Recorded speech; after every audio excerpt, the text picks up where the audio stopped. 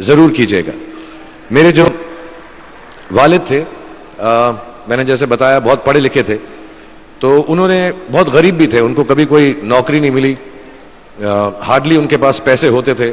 जो भी बिजनेस उन्होंने शुरू किया, इतनी तालीम हासिल करने के बाद भी वो फेलियर ही रहा।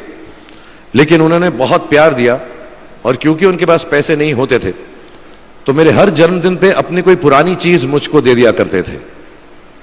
तो पहली पुरानी चीज जो, और बहुत बड़ा चढ़ा के उर्दू में अच्छे अच्छे अल्फाज यूज करके मुझे इंप्रेस करते थे कि बहुत अच्छा प्रेजेंट दिया है मुझको। तो वो मुझे पहली चीज उन्होंने मुझे, ये मैं हर जगह पर बोलता हूँ, स्कूल के बच्चों के फंक्शन पे, येल यूनिवर्सिटी में, एडिनबरा में, क्योंकि आप लोग सब अपनी लाइफ के उस थ्रेशोल्ड पे हैं जहां से आपको कामयाबी हासिल करनी है इंशाल्लाह। सो पहली चीज जो उन्होंने मुझे दी थी, उन्होंने मुझे अपना शतरंज का सेट दिया था, टूटा फूटा सा। वो शतरंज हर रोज खेलते थे। हनुमान मंदिर के जो हेड प्रीस्ट थे, पंडित थे, उनके साथ रात को जाके मेरे वालिद जो हैं शतरंज खेलते थे। और उन्होंने मुझे कहा कि शतरंज से आप जिंदगी के बारे में बहुत कुछ चीजें सीख सकते हैं। पहली ये कि कोऑपरेशन और साथ मिलजुल कर काम कैसे करना है। दूसरी ये कि जिंदगी में आगे बढ़ने के लिए कभी कभी पीछे भी हटना पड़ता है। तीसरी ये कि जो छोटे लोग होते हैं, जो आप समझते हैं, कई लोग ऐसी बात मानते हैं, जो पॉन्स होते हैं, जो प्यादे होते हैं, उनकी सबसे ज्यादा इज्जत करना जिंदगी के अंदर। कोई भी इंसान छोटा नहीं होता, हमेशा हमेशा जिंदगी में काम आता है। और कामयाबी हासिल करने के लिए आखिरी बात शतरंज ये सिखाती है हमको कि कभी कभी जिस चीज से सबसे ज्यादा लगाव होता है, जैसे रानी से अमूमन हो जाता है, कभी कभी उसे भी सैक्रिफाइस करना पड़ता है आगे बढ़ने के लिए। दूसरी चीज जो उन्होंने मुझे दी, मेरे पास है वक्त, 2 मिनट बोल सकता हूं मैं, सॉरी।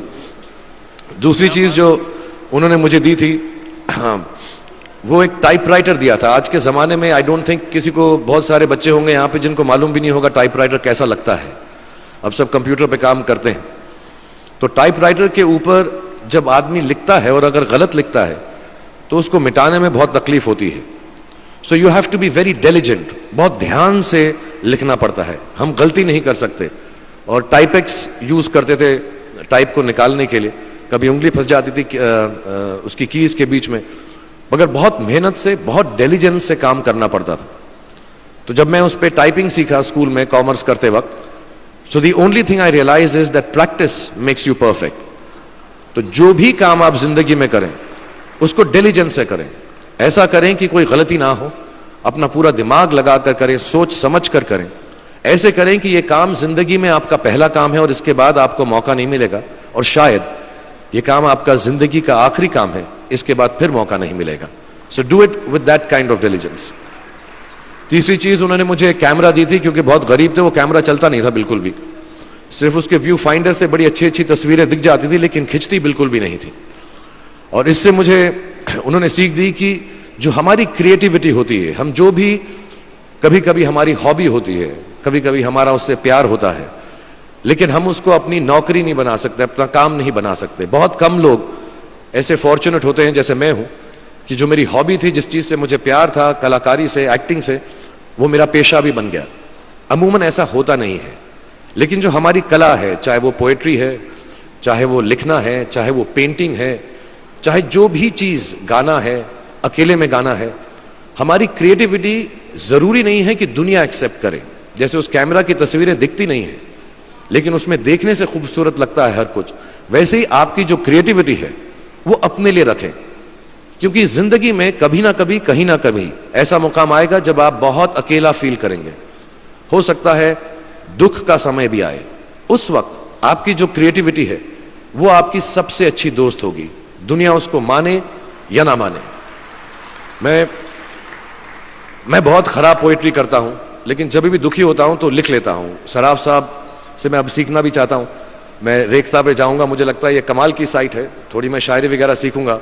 मेरी शायरी बहुत खराब है कि हमने तुम्हारी याद में रो रो के टब भर दिए, वो आए और नहा कर चल दिए, इस लेवल की पोएट्री है। लेकिन जब दुख होता है, ये भी बैठकर जब लिखता हूं तो बहुत दिल को शांति मिलती है।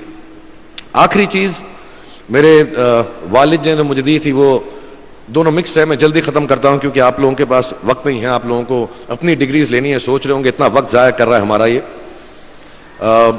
तो मैं जल्दी से बताता हूं। एक, उन्होंने मुझे कहा एक सेंस ऑफ ह्यूमर हमेशा रखना जिंदगी में। हंसते हमेशा रहना, एक चाइल्ड लाइक इनोसेंस जरूर रखना। जैसे एक छोटे बच्चे की जो एक इनोसेंस होती है, जो उसका दुनिया की तरफ जो नजरिया होता है बड़ा इनोसेंट सा होता है, उसमें कोई खामी नहीं होती, गलती नहीं होती, अभी दुनियावी बातें नहीं आई होती, तो वैसे ही रखना। कई बार बचपन में मैंने जब बदतमीजी की या कोई गलत काम किया तो उन्होंने सेंस ऑफ ह्यूमर से मुझे बचाया। और जिंदगी भर अगर आप अपने ऊपर, अपने हाल पे, दुनिया पे, क्योंकि लोग आपसे हर कोई बात कहेंगे, अच्छी बात भी कहेंगे, बुरी बात भी कहेंगे, क्योंकि लोगों का काम है कहना। अगर आप उसको एक सेंस ऑफ ह्यूमर से देख सकेंगे तो जिंदगी जो है बहुत बेहतर रहेगी।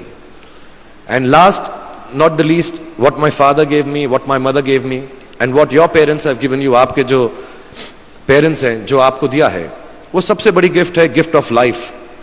जिंदगी की जो जिंदगी एक खुद ही सबसे बड़ा तोहफा है हमारी जिंदगी, और उसको वैसे ही ट्रीट कीजिए। जिंदगी के अंदर जो भी मुकाम आए, जैसी भी चीजें हो, अच्छा हो बुरा हो, कभी अंधेरा हो कभी उजाला हो, हर चीज को रिस्पेक्ट कीजिए और जिंदगी में ग्रेस रखिए हर इंसान की तरफ। हर इंसान जो भी आपसे जो भी बात करेगा वो अपनी मुसीबत के हिसाब से करेगा, अपनी हैसियत के हिसाब से करेगा, कभी गलत बात भी बोलेगा, ऊंची बात भी बोलेगा। जब आप काम करेंगे, जब आप बड़ी बड़ी कंपनीज के अंदर नौकरी हासिल करेंगे, आपका हमेशा झगड़ा रहेगा, जो मेरा जूनियर है वो ऐसी बात करता है, मेरा सीनियर जो है ऐसी बात करता है। लेकिन सब जो हैं जिंदगी से जूझ रहे हैं, इस जिंदगी में कुछ बनने की कोशिश कर रहे हैं। सो वो ग्रेस जो है, वो लीवे जो है, हर किसी को दीजिएगा जो आपके साथी हैं, जो आपके साथ साथ काम कर रहे हैं, जो आपका साथ काम नहीं भी कर रहे और जो आपका साथ नहीं भी दे रहे। ग्रेस से बड़ी चीज आप जिंदगी को वापस नहीं लौटा सकते। ये 4-5 चीजें याद रखिएगा। याद रखिएगा, नहीं रहे तो कोई बात नहीं। आप लोग बहुत कुछ अभी इस जगह पर इल्म हासिल कर चुके हैं और मुझे उम्मीद है और मुझे यकीन है कि आप जो भी करेंगे जिंदगी में बहुत कामयाब होंगे। और फिर से मैं मौलाना आज़ाद नेशनल उर्दू यूनिवर्सिटी का शुक्रिया अदा करना चाहूँगा कि मुझे यहाँ पर बुलाया, आपसे मुखातिब होने का मौका दिया। थैंक यू वेरी मच, बहुत बहुत शुक्रिया। और आप, मुझे मालूम है कुछ टीचर्स जो होंगे यहाँ पर बैठे होंगे जो आपके फेवरेट नहीं भी हैं, जो बहुत स्ट्रिक्ट होंगे, डांटते भी होंगे आपको, उनको सबसे ज़्यादा याद रखिएगा जब आप इस यूनिवर्सिटी से बाहर जाएंगे, क्योंकि जो सबसे ज़्यादा टीचर आपसे स्ट्रिक्ट थे वो एक्चुअली सबसे ज़्यादा आपसे प्यार करते थे। Thank you very much for having me here.